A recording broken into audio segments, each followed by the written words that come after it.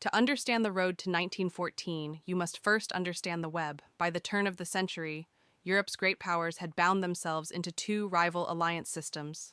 On one side stood the Triple Alliance, Germany, Austria-Hungary, and Italy.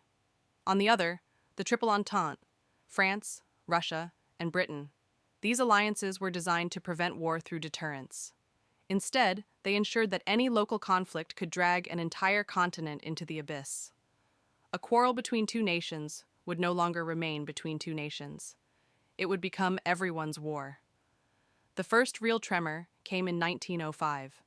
Kaiser Wilhelm II of Germany sailed to Tangier, Morocco, and publicly challenged French influence in North Africa. His goal was to test the new Anglo-French Entente and expose it as hollow. Instead, the gamble backfired spectacularly. At the Algeciras Conference of 1906, Britain stood firmly beside France. And Germany found itself isolated, humiliated but undeterred. Germany provoked a second Moroccan crisis in 1911, sending the gunboat Panther to the port of Agadir. Once again, the crisis was resolved diplomatically. But each confrontation hardened the alliances and deepened the suspicion. Europe's leaders were learning a dangerous lesson, that brinkmanship worked until it didn't.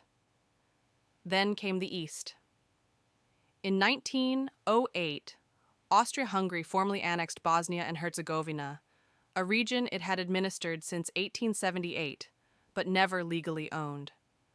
The annexation enraged Serbia, which saw itself as the natural protector of the region's Slavic population. Behind Serbia stood Russia, humiliated by its inability to respond after its devastating defeat against Japan just 3 years earlier.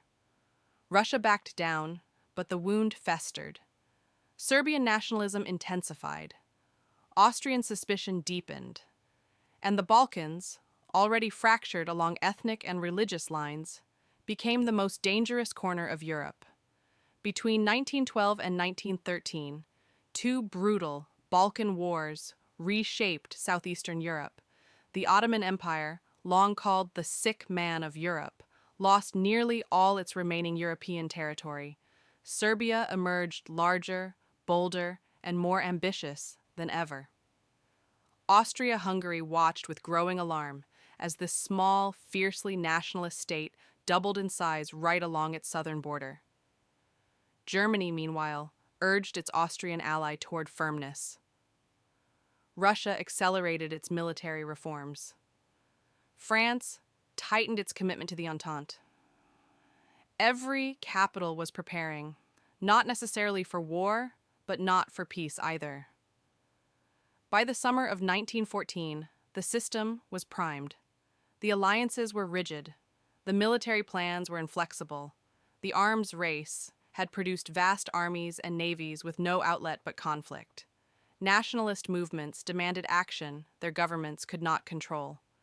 And crucially, the diplomats who had once diffused crises were running out of room to maneuver. All that was missing was a spark. On the 28th of June, in the Bosnian city of Sarajevo, a 19-year-old named Gavrilo Princip fired 2 shots, and the powder keg that Europe had spent 14 years building finally exploded. The tragedy of the Great War was never that it was inevitable. It was that so many people saw it coming, and not one of them could stop it.